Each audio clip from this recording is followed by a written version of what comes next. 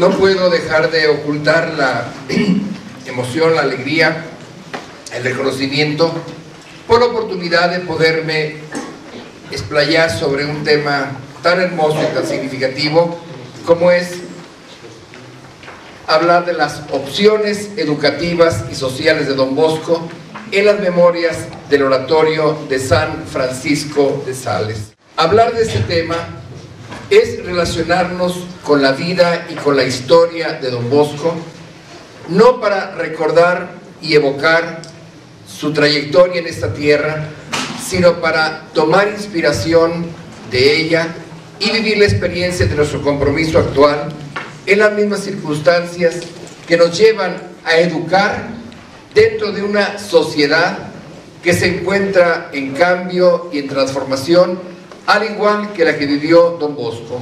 De tal manera que al leer las opciones educativas y sociales de Don Bosco en las memorias del oratorio, estaremos leyendo nuestra propia realidad, porque tenemos que educar en esta situación de cambio, en esta situación de incertidumbre, en esta situación de escenarios inéditos que vive Bolivia, y que por lo mismo que son inéditos, sus resultados son imprevisibles.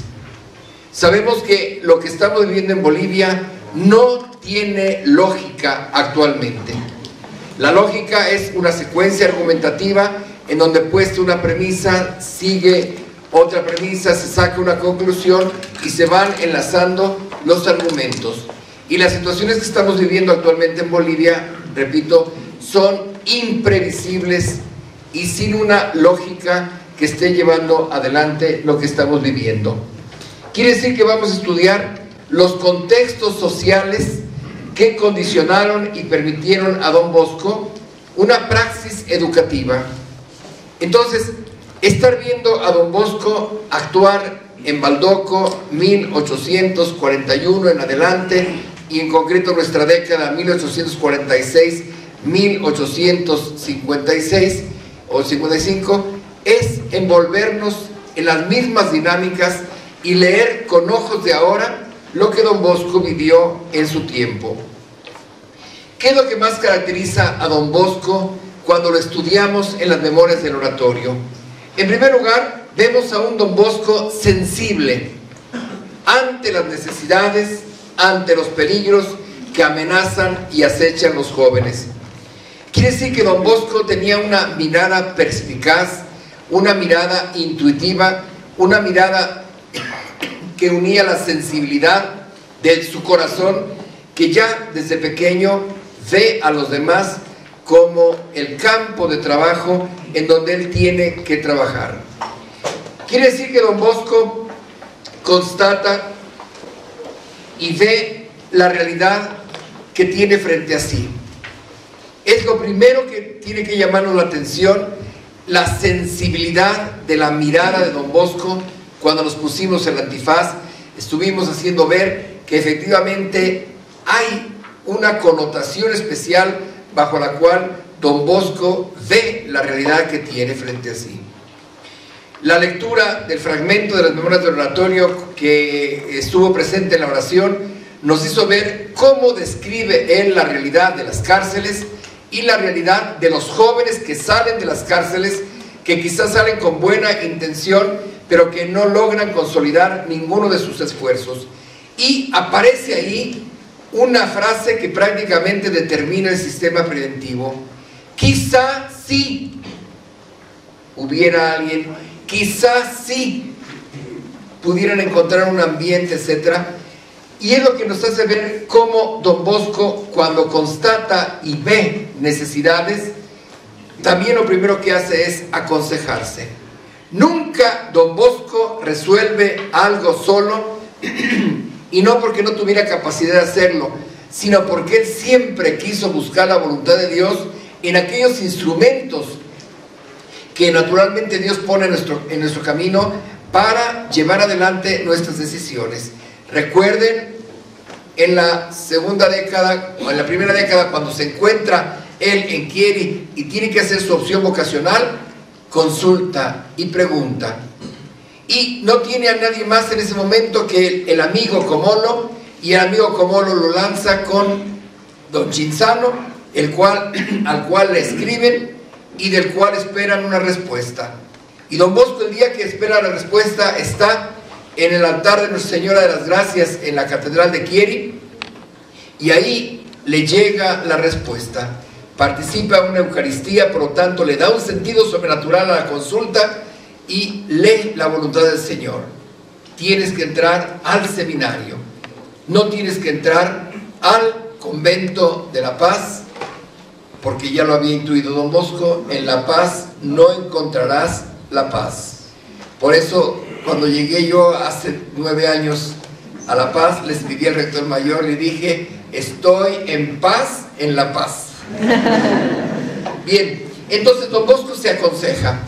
Saqué un ejemplo, pero ahora pasamos al momento en donde ordenado sacerdote expresa a don Cafaso, lo acabamos de ver en el momento de la oración, y don Cafaso le externa a él el apoyo incondicional para que siga la voz de su conciencia.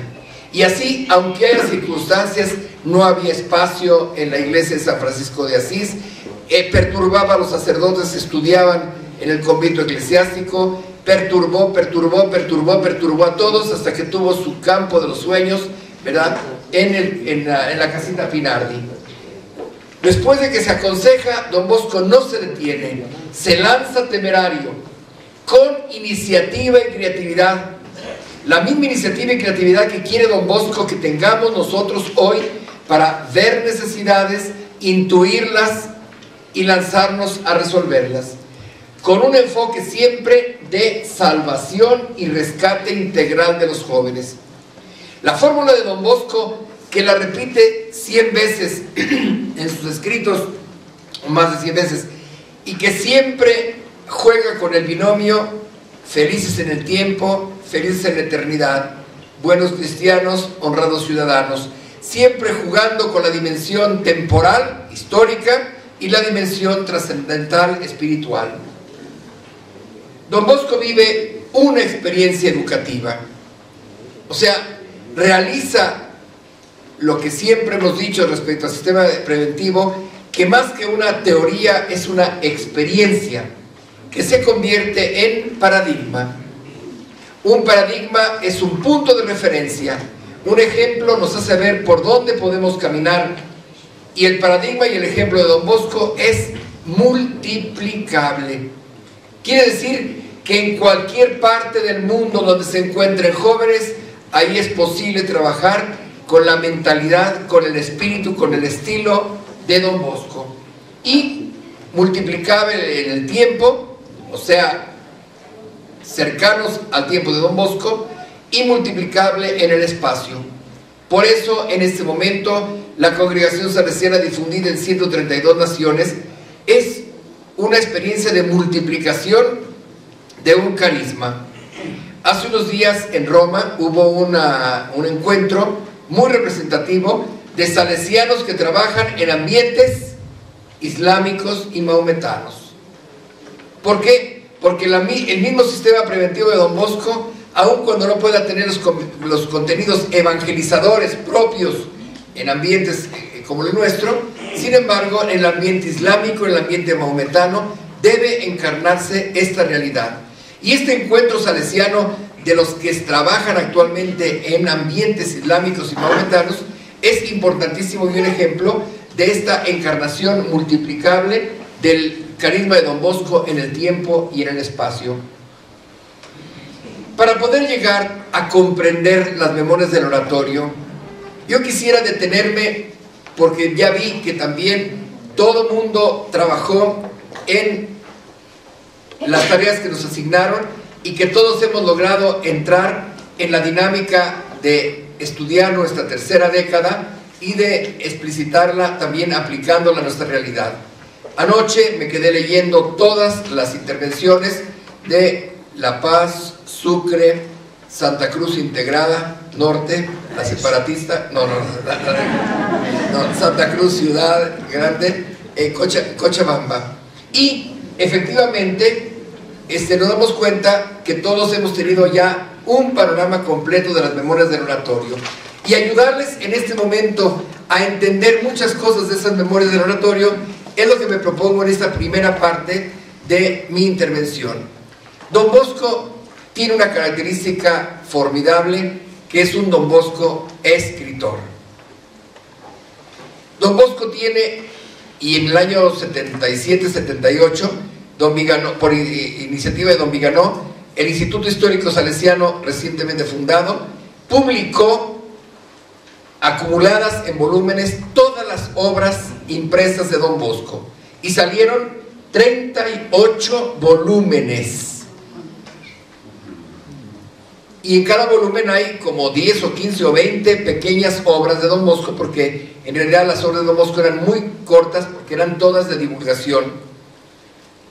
Y dentro de estos 38 volúmenes de un Don Bosco escritor y obras impresas, sobresale entre todas las memorias del oratorio de San Francisco de Sales, el libro que en ese momento tenemos entre manos y que queremos profundizar. ¿Cuáles son las características de Don Bosco escritor?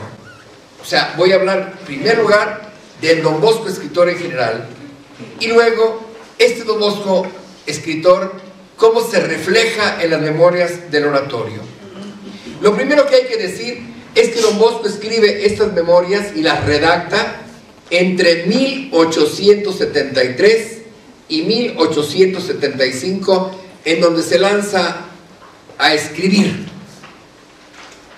y se lanza a escribir en una forma increíble. Tengo yo en microfilm todas las memorias del oratorio tal cual como están escritas por Don Bosco, un lenguaje ininteligible, porque cuando regresaba Don Bosco después de escribir algo, y no es que se pusiera a escribir días enteros, escribía un ratito ahorita, en la noche otro ratito, otro día, etcétera, o soltaba varios días sin hacer nada, repetía algunas cosas y regresaba sobre lo que yo había escrito y tachaba una palabra, no le gustaba, le ponía otra, y entonces es un mare magnum ver y entrar a desentrañar lo que llaman la edición crítica de las memorias del oratorio, que después don Berto se esfuerza en descifrarlas y presentarle a Don Bosco un manuscrito ya decente, al cual todavía Don Bosco lo subraya, le quita, le pone, le pone anotaciones marginales, etcétera, y lo vuelve a hacer ininteligible, hasta que finalmente en el año 1879 termina de corregir, y es cuando ya Don Bonetti comienza a publicar en el Boletín Salesiano, que ya existía entonces, en forma de capitulitos, algunos temas de las memorias del oratorio, y luego lo junta en un libro que se llama 5 lustros de historia del oratorio de Baldoco.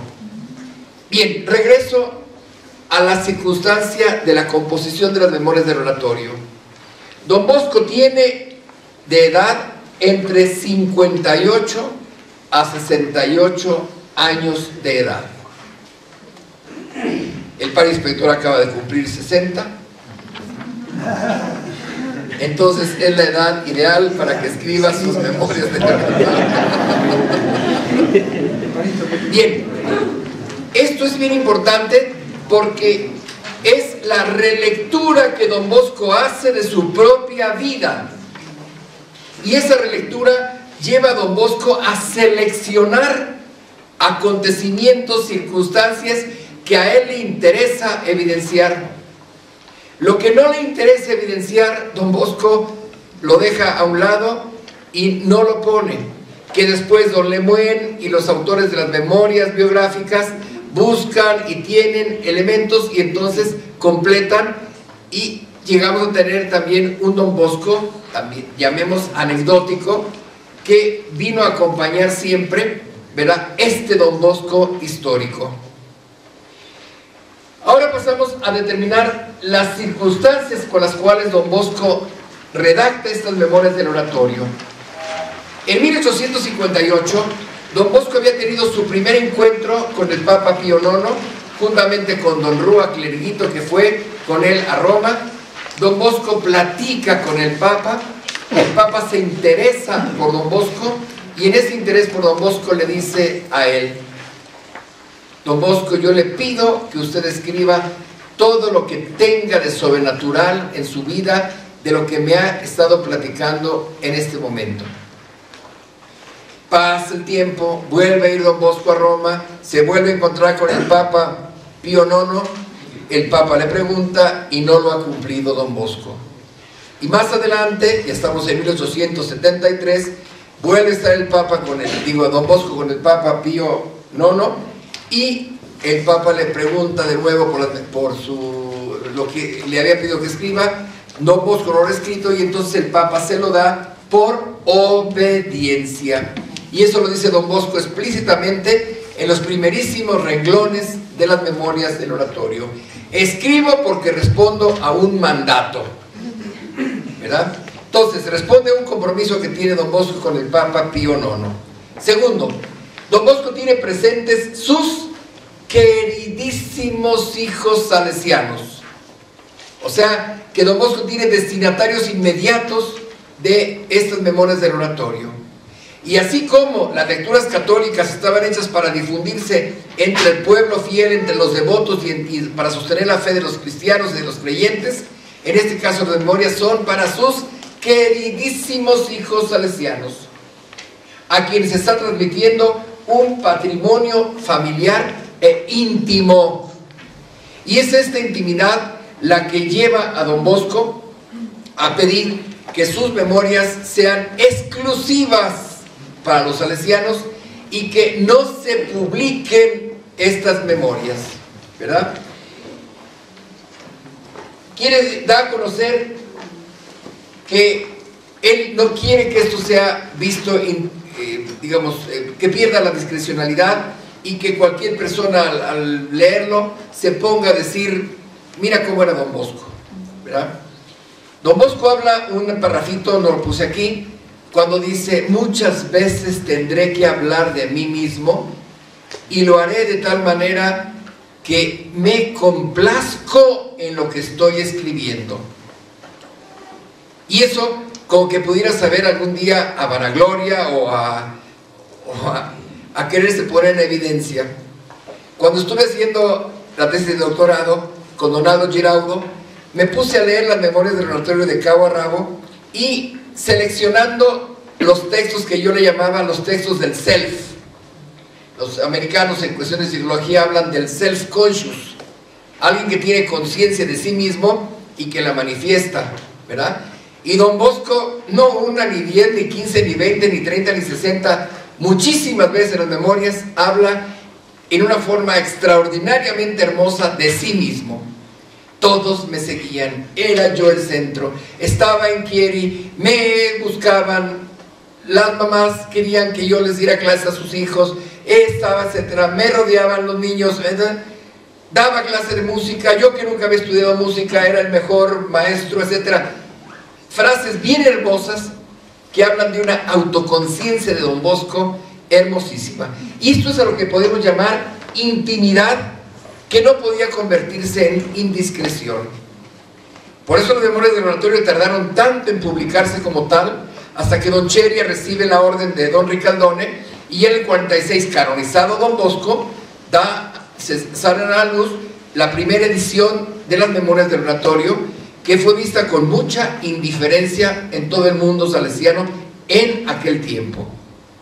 Ahora son el centro de estudio, porque es donde podemos encontrar el don Bosco más auténtico, más genuino, porque es su mismo lenguaje. Entonces, dice don Bosco: yo quiero dar a conocer a mis hijos cómo Dios mismo guió todos los sucesos que he estado envuelto. Y dice don Bosco: quiero que este libro sea norma para dificultades futuras con lecciones del pasado. ¿Cómo tenemos que comportarnos en Bolivia hoy ante una educación que nos presentaba para nosotros con un panorama de mucha incertidumbre, y en donde tenemos que movernos para también garantizar la educación en la fe, en la religión, etcétera?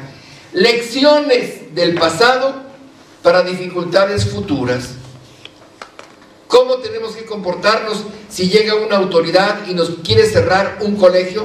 A don Bosco también el Ministerio de Educación y Cultura de aquel tiempo de instrucción le cerró. Y le cerró por falta de profesores, le cerró por falta de capacidad, no capacidad, ¿cómo se llama? Títulos profesionales.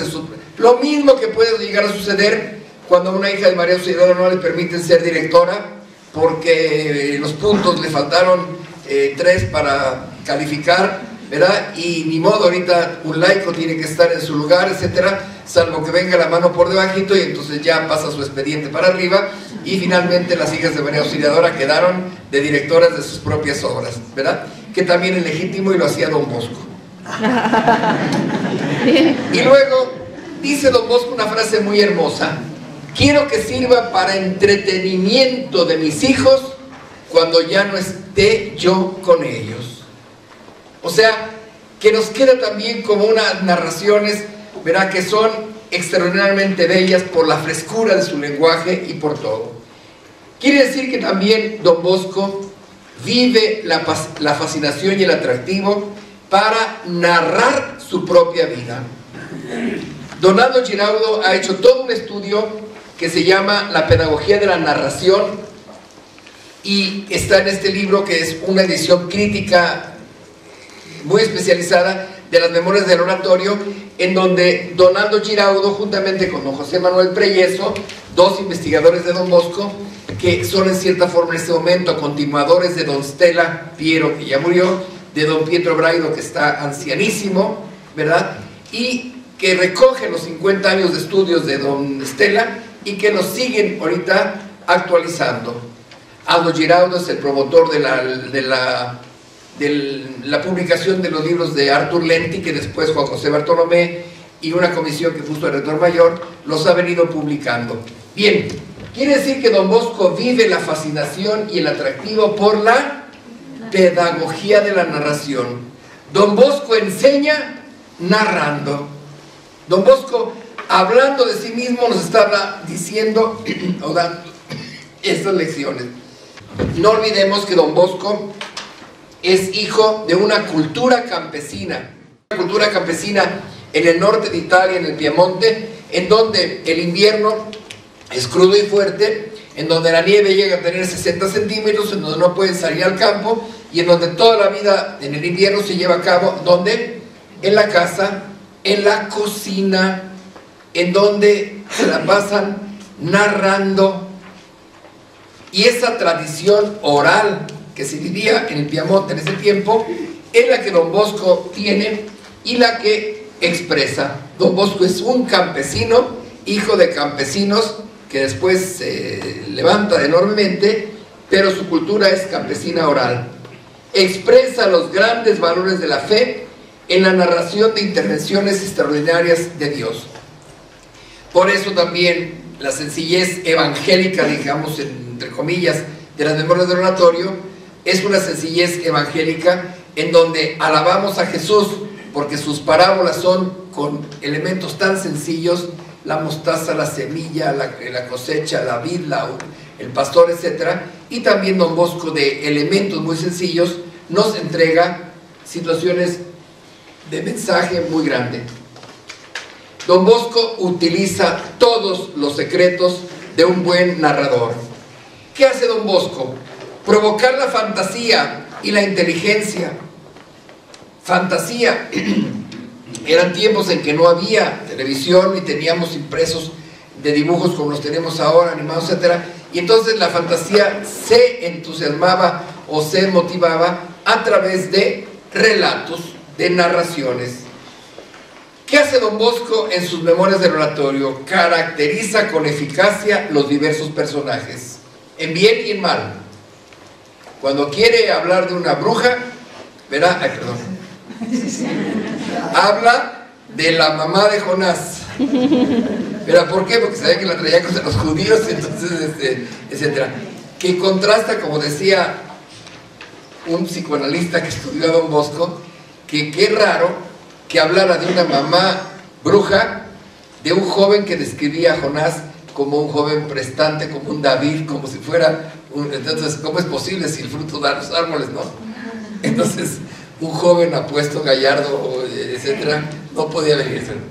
Cuando también quiere describir a aquella sirvienta que los corre del San Pietro in Vincoli, también lo hace con unas caracterizaciones tan curiosas que evidentemente hacen ver cómo Don Bosco busca caracterizar con eficacia los diversos personajes, y así lo hace también con los demás personajes, aún con los personajes muy serios, incluidos obispos, cardenales, etc.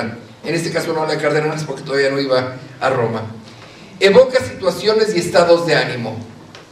Es impensable de ver la carga psicológica que tiene Don Bosco en estas memorias del oratorio. Y luego también una característica bien bonita, dramatiza los contrastes, ¿verdad? Un acontecimiento que pudiera ser indiferente, al dramatizarlo lo convierte en una anécdota, y de anécdota pasa a tener un significado, una resonancia en estas memorias del oratorio.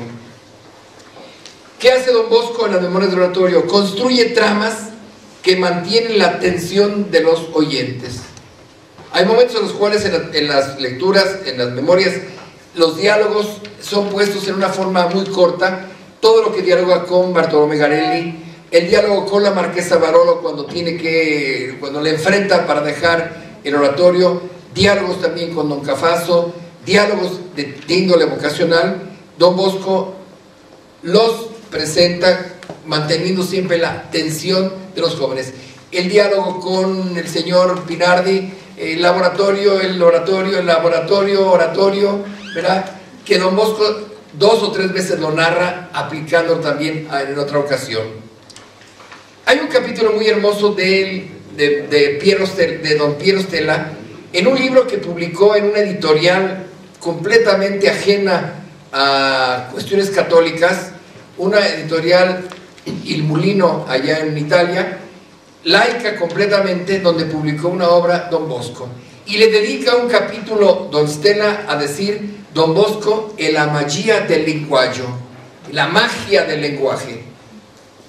Don Bosco habla, evidencia, incluso exagera, porque le interesa exagerar.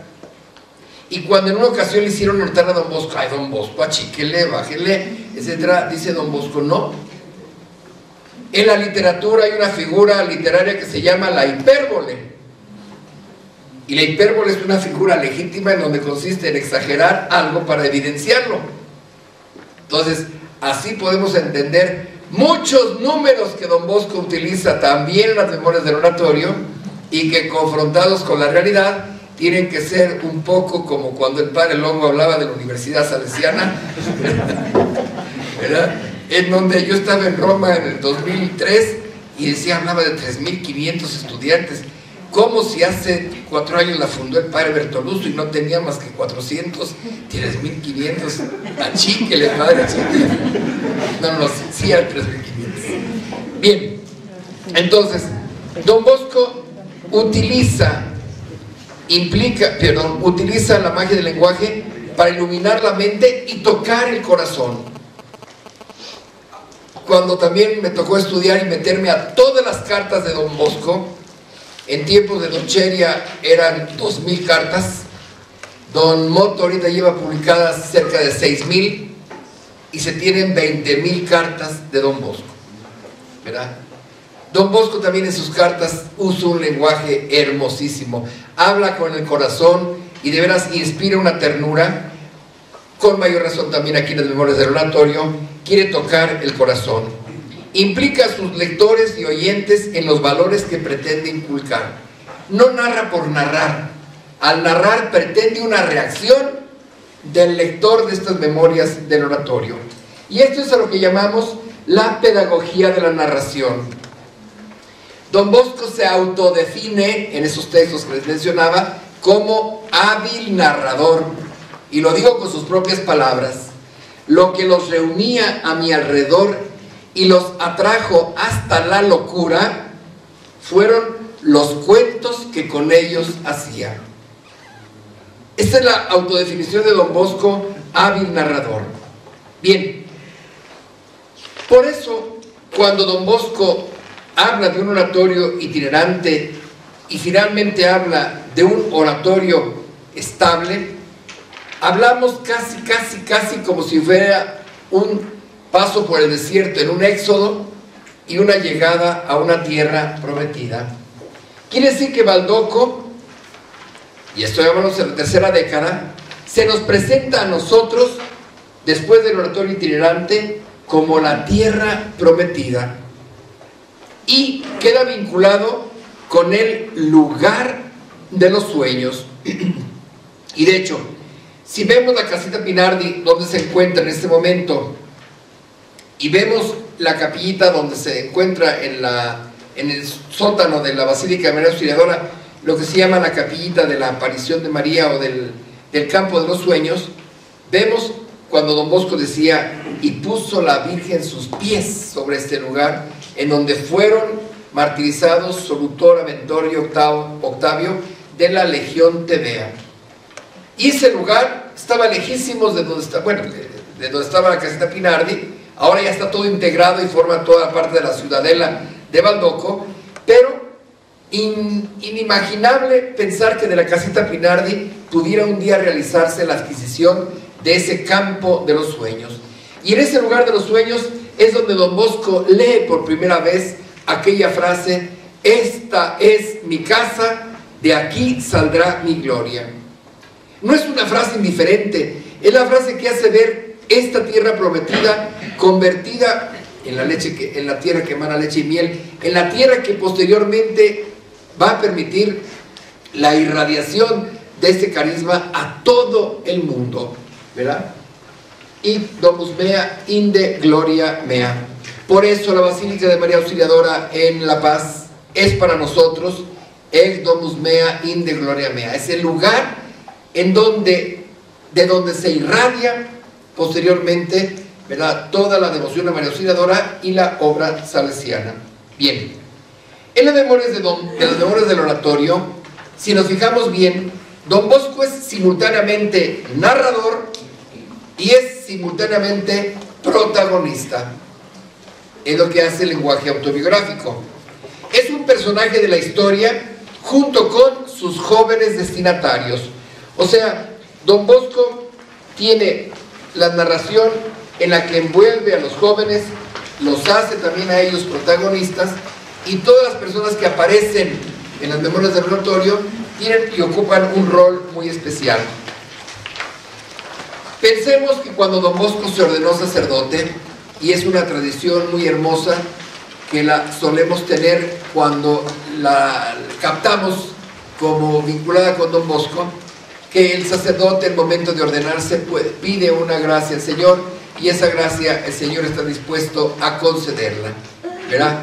Cada quien pedirá y recordará lo que haya pedido en aquella ocasión, ¿verdad? Pero don Bosco dice que él pidió a Dios el don de la eficacia de palabra, que lo convierte en instrumento eficaz de su misión. O sea, don Bosco a través de la palabra, don Bosco a través, ¿verdad?, de la narración, don Bosco a través de sus escritos, realiza prácticamente la misión que Dios le concede. Don Bosco forma a sus colaboradores a través de ¿qué?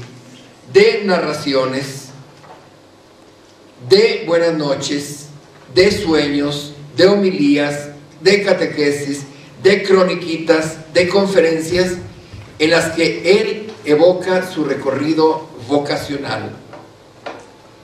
Las memorias del oratorio, las memorias biográficas están hechas precisamente de esto, ¿verdad? ¿Qué es lo que hace don Lemuel? Recoge todas las croniquetas, se llamaban en aquel tiempo, y las desmenuza y forma 40 y tantos volúmenes, de los cuales después escriben los 19 volúmenes actuales de las memorias biográficas de don Bosco. Quiere decir que la historia vocacional de don Bosco nos hace mirarla desde lejos. Él se formó en Chieri, se ordenó en Turín 41, comienza el 46 su apostolado ya en la tierra prometida, termina esta década en el 55-56, ¿verdad?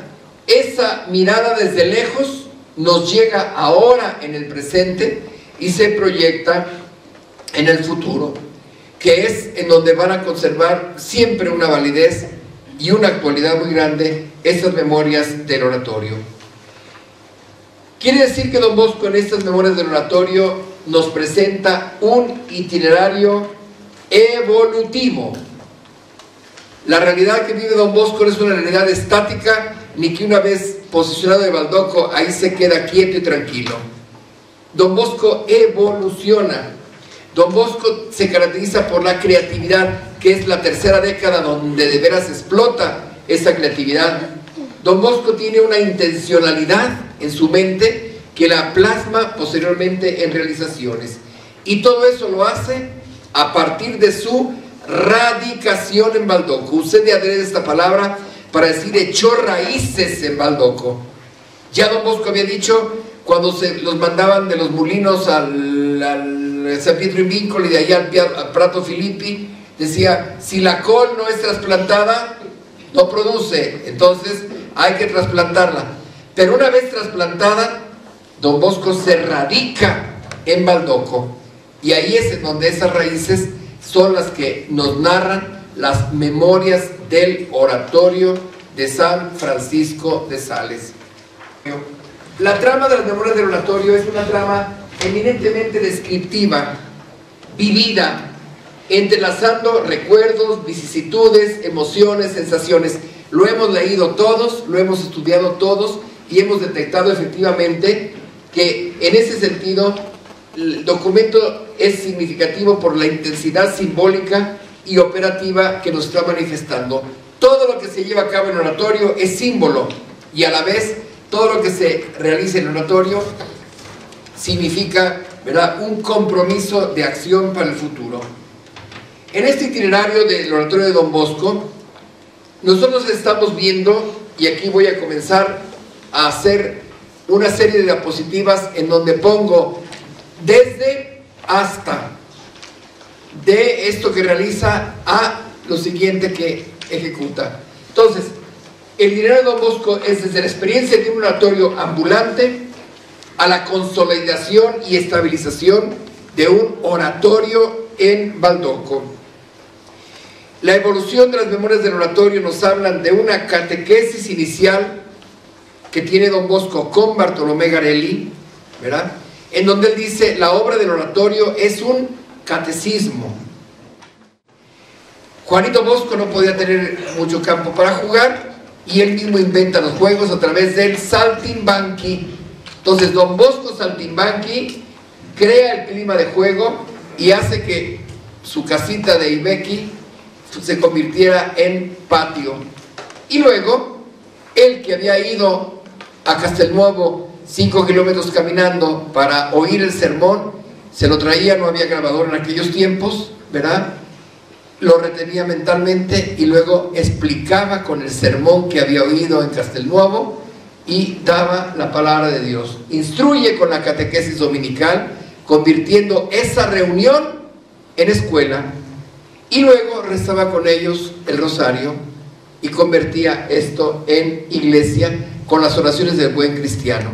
O sea, desde el don Bosco saltimbanqui tenemos el modelo de oratorio que después se va adecuando, y en Baldoco ya se hace sistemático y luego se hace multiplicable, ¿verdad? Las crónicas de la llegada de los salesianos a Bolivia, Sucre y La Paz, ¿verdad?, en 1896, lo primero que hablan es del oratorio, y hablan de que el de La Paz llegó a tener 1000 niños en 3-4 domingos que comenzaron los salesianos a trabajar. Y no creo que las crónicas tengan las mismas hipérboles de tiempos de don Bosco, porque cuando llegan a Sucre, los salesianos en Sucre, en el mismo 1896, 2 meses después, lo primero que se proponen es alcanzar lo que se hizo en La Paz, que el oratorio tenga también los 1000 niños que alcanzaron a tener. O sea, el corazón oratoriano de don Bosco es el que crea hace que la creatividad y la inventiva esté siempre al centro de nuestra vida, ¿verdad? Y esto mismo es lo que estamos viviendo cuando, no sé, por ejemplo en la universidad, mañana tenemos la jornada PEPS, que quiere decir Jornada del Proyecto Educativo Pastoral Salesiano aplicado a la universidad. O sea, quiere decir que en cada obra se aplica en una forma análoga, en parte igual y en parte diversa. El espíritu es el mismo y las realizaciones concretas son las que se tienen en cada uno de los lugares. Don Bosco evoluciona de una escuela nocturna, que era hasta cierto punto también complementaria, al internado, al hospicio. El internado lo comienza recibiendo niños abandonados que le roban primero todo, y luego ya comienza el primer interno que lo narra la tercera década, verá cuando mamá Margarita también interviene por el niño y lo vuelve asilo, residencia para muchachos pobres y abandonados. Le llama casa anexa. Y entonces viene otra etapa del oratorio que está presente en esta tercera década y que nos habla de la evolución del oratorio. Del pobre inicio del cobertizo Pinardi a alquiler, adquisición, adquiría uno y pues no le gustaba, lo vendía y compraba el otro, ¿verdad? Y luego ya como se había expandido, necesitaba el primero que había vendido, lo volvía a comprar, le costaba más, pero no le hace, etcétera. Le estorbaba la casa Bellezza por los desórdenes que había allá en la, etcétera, y finalmente lo renta, lo alquila, le da más dinero a la dueña y finalmente se queda con la casa Bellezza, y Don Bosco comienza a expandir territorialmente el oratorio. Esta expansión territorial hace que Don Bosco adquiera terrenos y comience a adaptar instalaciones para responder a los cientos de jóvenes que lo frecuentan. Y como dice el refrán mexicano, el tamaño del sapo es la pedrada, ¿verdad? Dios le mandaba recursos a Don Bosco de lo que necesitaba. Necesitaba para el pan, le mandaba dinerito para el pan. Necesitaba para comprar un terreno, le mandaba dinero para comprar el terreno. Necesitaba dinero para construir, le mandaba la divina providencia para construir. O sea, el Don Bosco siempre tuvo los medios y recursos, y lo estamos viendo en la tercera década de las memorias del oratorio. De la pobreza de la capillita Pinardi, ¿verdad?, a la belleza y funcionalidad de la iglesia de San Francisco de Sales, construida en un año. Ahí nos hace ver en las memorias del oratorio de la tercera década, verá cómo en un año estuvo lista esta iglesia de San Francisco de Sales. Y luego, lista quiere decir que la inauguró en paredes todavía sin estuco y sin nada, porque después comenzó un bienhechor dándole el altar, el otro le trajo el mármol, el otro le trajo, etcétera, y poco a poco Don Bosco completó esta iglesia de San Francisco de Sales, donde él sentía la suntuosidad ya de una gigantesca basílica. ¿Qué le caben a San Francisco de Sales, padre Galo? ¿300, 400 niños? ¿No tanto? No, 300. 300. Entonces, si llega Baldoco a tener 800 niños, Don Bosco no podía contentarse con la capilla, con la iglesia de San Francisco de Sales, y entonces es cuando sueña la tercera grande iglesia, que es la Basílica de María Auxiliadora, que del 63 al 68 la llega a construir, a inaugurar, a bendecir, a poner en la cúpula, a soñar todo, a poner, habiendo comenzado con una carterita en donde le da el primer adelanto al arquitecto y al constructor y al contratista cuando bendice la primera piedra, que eran 70 centavos, ¿verdad? Entonces, este es el Don Bosco, la providencia, y Don Bosco que pide al Señor que vaya adelante. No omito hablar de los conflictos que tuvo Don Bosco con las autoridades, y no es que los haya tenido él, las autoridades las tenían con Don Bosco, porque ya desde que se reunía en los molinos, ya desde que se reunía en San Pietro y Míncoli, había quejas, había etcétera, sus muchachos me estorban, nos estorban, no dejan crecer el pasto, parecen Atila, que donde pisa el caballo no vuelve a crecer la hierba, y donde pisan los niños de Don Bosco ya no vuelve a haber ningún sembrado. Entonces, para Don Bosco, todo eso eran dificultades, porque también llegaban como chismes a la alcaldía, digo, al municipio, a la alcaldía, o como se llamaba entonces, ¿verdad? Y de allá mandaban y lo citaban, y el famoso Cabur, que lo cita una vez, la otra vez, hasta que finalmente tiene el enfrentamiento directo con Cabur, con el que nace y comienza la tercera década, cuando ya Don Bosco se sitúa en Baldoco. Y es tenaz la oposición que hay de las autoridades, y es también tenaz la reacción de don Bosco para decir: yo sigo con mi oratorio. Y cuando hace ver que también el arzobispo estaba de acuerdo, consultan a Monseñor Franzoni y se dan cuenta que efectivamente también él, como arzobispo de Turín, estaba de acuerdo, y entonces se resigna don Bosco a saber que va a tener guardias, ¿verdad?, vigilando todas las actividades del oratorio. Y don Bosco se sentía soñado con sus guardias, y dice bien hermoso en las memorias del oratorio cómo se divertía don Bosco. Dice: cuando yo veía que estaban en la hora del sermón los guardias ahí vigilando, hablaba del infierno, de los diablos, del castigo, del pecado, de todo, y se asustaban los guardias, ¿no? O sea, don Bosco, que de veras tenía en los conflictos de las autoridades, sabiamente las enfocaba, las resolvía con habilidad y las convertía en anécdotas, ¿verdad? Es bien hermoso ese parrafito donde de veras dice que nos asustaba hablándoles del diablo. Bien, adelante. Las necesidades de los jóvenes son percibidas por don Bosco en forma simultánea. Don Bosco nunca fue exclusivista en atender solamente la educación, la escuela, los talleres, nada.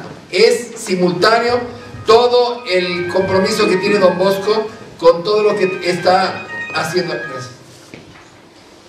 Lo cual quiere decir que en esa simultaneidad es en donde tenemos que movernos y jugarnos nosotros salesianos hoy en todas nuestras obras, con esa creatividad, para que podamos atendernos en una forma verdaderamente eficaz.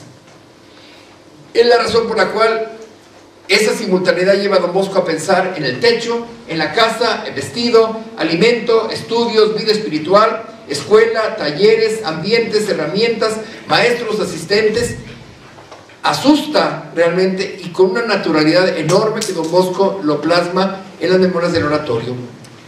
Entre las cosas bonitas de mi vida, tuve la oportunidad, cuando tenía yo 18, 19 años, de pasar unas vacaciones en Baldoco con el padre Piloto, que era el inspector, haciendo unos escritos, una cuestión bien bonita. Estando de Roma, pedí permiso y me dejaron ir a Baldoco 2 meses o 3 meses. Bien, estando en Baldoco, el ecónomo general de la congregación era don Fedele Giraudi. Don Fedele Giraudi había conocido a don Bosco. Entonces, irme a platicar con don Fedele Giraudi era bien hermoso, recordar, evocar la canonización de don Bosco, la beatificación, la sacada de su cuerpo de Baldoco. Supe muchísimas cosas platicando con don Fedele Giraudi. Y él me regaló un libro que se llama El Oratorio di don Bosco, escrito por él, en donde al final tiene como 20 o 30 láminas, en donde se hace ver cómo comenzó la casita Pinardi. Luego el otro compra este terreno, vende el otro, anexa el otro, él le compra al seminario su terreno, ¿verdad?, y luego devuelve otro terreno, etcétera, hasta que llega a la ciudadela, que ahora ocupa, no sé, 3 manzanas o más, todo lo que es actualmente Baldoco, ¿verdad? Entonces, esos milagros de la providencia los contempla uno, y viviendo en Baldoco, uno con mayor razón está viendo, etcétera. Los 3 meses que me tocó trabajar, estuve precisamente en donde murió mamá Margarita, ahí en la misma casita Pinardi, que era donde estaban las oficinas de la casa inspectorial del Piamonte. Bien, ¿cómo podemos sintetizar a don Bosco? Una frase que la recuerdo también desde niño, leída en un vitral que teníamos en el aspirantado: omnibus omnia factus. Me hice todo para todos, para ganarlos a todos a Cristo, ¿verdad? Es ya en cierta forma la síntesis de lo que yo quisiera que quedara para nosotros en esta reflexión. Don Bosco se hace todo para todos para llevarnos a Cristo, porque ahorita nos ha faltado también, porque ya no lo narra don Bosco, ¿verdad?, el don Bosco también manejando los, ¿cómo se llaman?, los talleres, don Bosco carpintero, don Bosco herrero, don Bosco zapatero, don Bosco sastre, don Bosco y todas sus cualidades que tenía, don Bosco maestro de música, don Bosco maestro de coro. Él habla de un coro filarmónico. Impresionan las palabras, y repito, acepto las hipérboles de don Bosco, ¿verdad?, para imaginarme que efectivamente don Bosco es de los pioneros de los puericantores, y hubo una vez un congreso en Roma de los puericantores que nombraban también a don Bosco como promotor y patrón de los niños cantores, ¿verdad? Bien, Don Bosco se mete con ingentes deudas, de las cuales él sale, tiene compromisos enormes, construcciones simultáneas, el pan de cada día, todo eso agobia a Don Bosco. Nos lo narra en las memorias del oratorio, pero no nos lo hace ni pesar ni sentir. De hecho, uno ve con mucha naturalidad que Don Bosco está narrando todo esto. Narra que se le cayó todo un edificio y que pudo haber aplastado a no sé cuántos niños, ¿verdad? Y que sin embargo a los 15 días comienza de nuevo a reconstruirlo y a seguirle adelante. ¿Qué hace Don Bosco y cuál es la tesis fundamental que está debajo de las memorias del oratorio y que en este momento nos toca verlo en la tercera década? Comprometía a Don Bosco a la providencia, que en forma ininterrumpida lo acompaña, lo sostiene y le resuelve todo. A Dios rogando y también con el mazo dando. La difícil situación política. Don Bosco narra en la última década los problemas que hay ya en la política, cuando todos los fermentos de la unidad de Italia que provocaron las guerras contra Austria y el anexo de etcétera, y luego viene ya la guerra contra los estados pontificios sin que se den todavía, porque hasta el 70 es cuando se anexan, le quitan al Papa, pero en ese tiempo de fermentos ya corren al Papa de Roma, tiene que irse a Gaeta. Don Bosco habla de la pequeña colaboración de no sé cuántos francos, una limosnita chiquitita que la manda al Papa, y el Papa que le contesta con 6 docenas de rosarios o no sé qué cosas así, indulgencias y bendiciones al oratorio, que Don Bosco cacarea o sea, hace que realmente todo el mundo sienta que el Papa ha recibido el óvulo de los niños de Don Bosco y que les corresponde con un regalo. En esa difícil situación política también el clero tomó parte, ¿verdad? Entre ellos el famoso Don Cocchi, fundador de otros oratorios ahí mismo en Turín, y que toma opciones en donde lleva a sus niños y a sus jóvenes también a la guerra.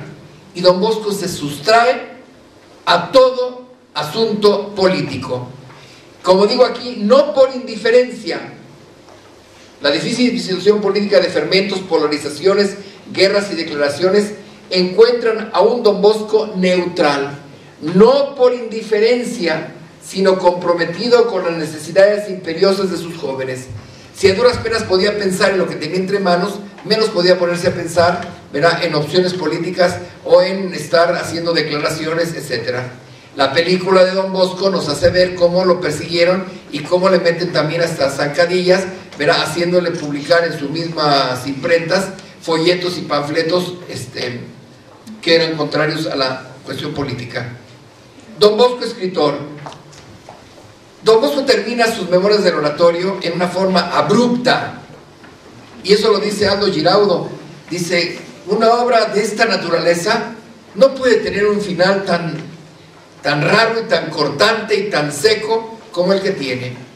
Don Bosco en unas cuantas páginas liquida una de las obras más importantes que él hizo, que nos hablan del Don Bosco escritor.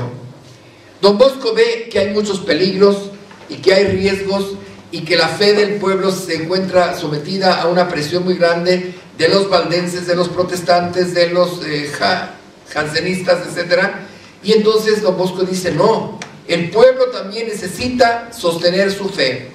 Y entonces, con una serie de maromas y peripecias, funda las lecturas católicas. Esa fundación de las lecturas católicas no encuentra apoyo en lo eclesiástico, porque tienen miedo de que esas lecturas católicas despierten polvareda y hagan ronchas. Y finalmente el obispo de Biella y amigo de Don Bosco acepta colaborar, y por un tiempo era una especie de coedición entre Don Bosco y ese obispo de Biella de las lecturas católicas. Pero Don Bosco las redactaba. ¿A qué horas? Por eso una de las enfermedades de Don Bosco es haber perdido uno de los ojos, porque escribía de noche con la lamparita y en el tintero le ponía agüita para que se diluyera la tinta y ajustara más, que ahora ha hecho mucho peligro a los escritos de Don Bosco, porque la luz se puede comer los escritos. Los escritos manuscritos de Don Bosco están ahorita guardados en el Archivo Salesiano Central en Roma, con clima artificial, control de humedad, control de luz, y para exhibirlos y para sacarlos es con permisos especiales, y para tenerlos en las manos también con muchísimo cuidado, porque ahorita son realmente un patrimonio. Y bromeábamos diciendo, si don Bosco hubiera entendido que poniéndole menos agua a la tinta, podían haber sido más nítidos sus escritos, los hubiéramos conservado todavía más tiempo. Bien, don Bosco funda las lecturas católicas. Este es otro monumento de don Bosco.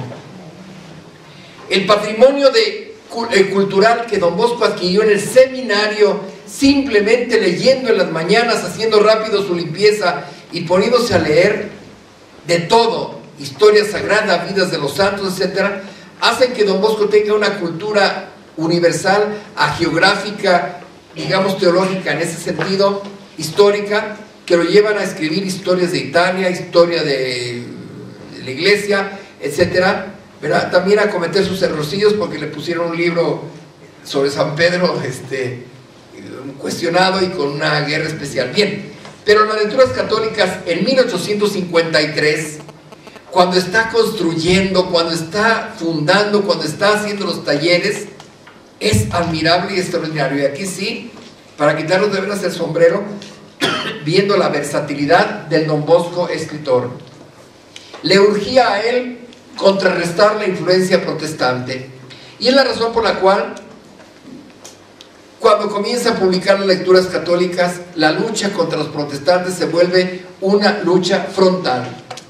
Intentaron disuadirlo, convencerlo, presionarlo, amenazarlo, ofrecerle dinero para sus construcciones, pero que deje de publicar y de escribir, y don Bosco se da cuenta que debajo de eso está simplemente quitarle la posibilidad de escribir, y acepta don Bosco riesgos, acepta los peligros, acepta atentados contra él y contra su obra. Las memorias del oratorio terminan hablándonos de esta vinculación entre lecturas católicas, lucha contra los protestantes, atentados a don Bosco y la aparición del perro gris. La intervención providencial y legendaria del perro gris. Es algo bien hermoso, porque las intervenciones del gris nunca han sido cuestionadas. Explico, tienen una relación directa con los atentados que sufrió don Bosco. Surge el perro cuando don Bosco es amenazado, surge el perro cuando don Bosco es agredido, surge el perro cuando don Bosco va a salir del oratorio y no lo deja salir, señal de que hay un peligro. Surge el perro que acompaña a don Bosco. Y en último término, si don Bosco relata los hechos vinculados con el perro gris, más que interpretaciones racionales de ponernos a buscar, ¿verdad?, porque tampoco es un perro sobrenatural, ¿verdad?, sino simplemente entenderlas, y se han aceptado siempre y se han respetado como un signo de la intervención providencial del Señor.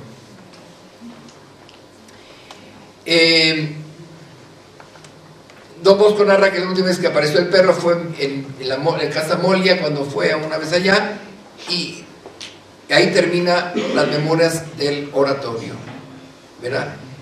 Yo termino con un hechecito que está vinculado a esto. El cuerpo de don Bosco, que se encuentra en su urna en Baldoco, fue sacado de Baldoco y de Turín y llevado a Roma el año 1960, cuando se inauguró la grande iglesia de don Bosco en Cinecittà, que tiene la tercera cúpula más grande de Roma. La primera es la del Vaticano, la segunda es la del Panteón, y la tercera en dimensión y en diámetro es la de don Bosco en Cinecittà. Y entonces los superiores mayores y el Papa en aquel tiempo, Juan XXIII, permitieron que la urna de don Bosco fuera a Roma. Y por otro lado, la urna del Papa Pío X salió para visitar Venecia y estar allá en donde él había sido cardenal. Y luego coincidieron las dos urnas, la de Pío X de Venecia para allá, con la de don Bosco de Turín hacia Roma, y llegaron a Roma y fueron recibidas en una forma apoteósica muy hermosa, ¿verdad?, y luego llevadas al Vaticano y de regreso. Me tocó platicar con un coadjutor salesiano, Silvio Gietti, cuando estaba yo ahí en Baldoco, y nos decía que cuando los choferes, y estoy hablando del año 62, que fue cuando estuve allá en Turín, los choferes llevaban la urna de Don Bosco, y al llegar a Génova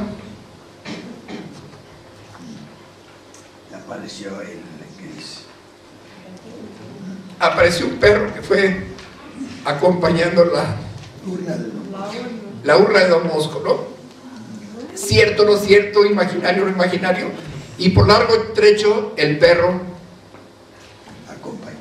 acompañó a la urna. Bien, esto lo pongo ahorita en relación con todo lo que ahorita la congregación salesiana ha vivido con la experiencia de la visita de la urna de Don Bosco. Nos tocó ser de las primeras naciones, Argentina, Chile, Argentina, Paraguay, Brasil, Uruguay, y luego nosotros de Brasil acá. De aquí continuó todo su itinerario por América, acabó en ese año, luego visitó Extremo Oriente, etcétera, Japón, África, Vietnam, etcétera, y luego ya comenzó con África, ahorita está en Madagascar, ¿verdad? Y también ya estuvo en España, Madrid, Portugal, etcétera, va a llegar a Portugal, ¿verdad? Y ha sido de veras un acontecimiento increíblemente hermoso. Tuvimos la experiencia, y creo que también para nosotros, ya en preparación de este bicentenario, nos ha permitido redescubrir la figura de Don Bosco.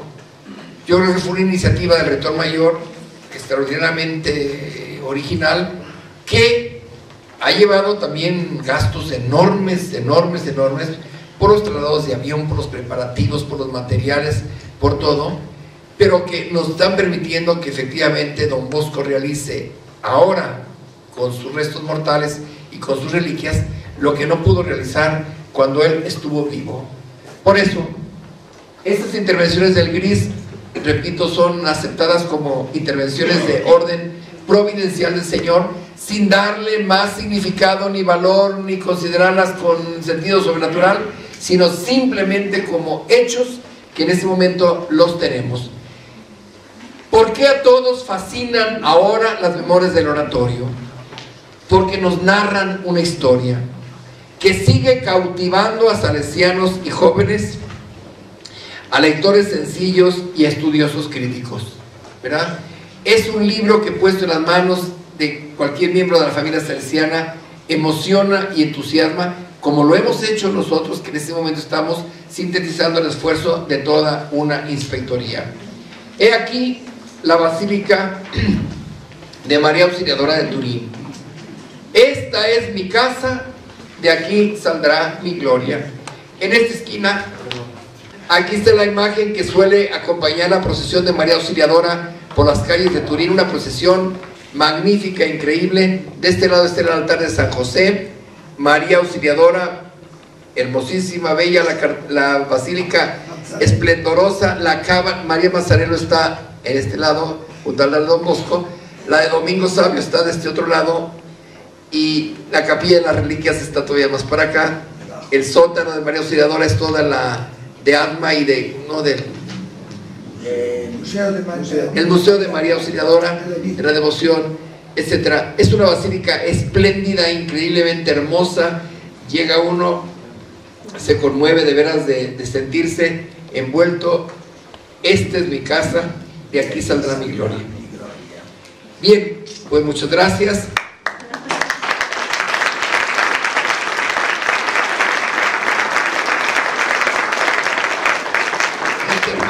Como las memorias del oratorio. Muchas gracias, Padre Corona, por tu preparación histórica, científica, pero sobre todo por tu corazón. Muchas gracias.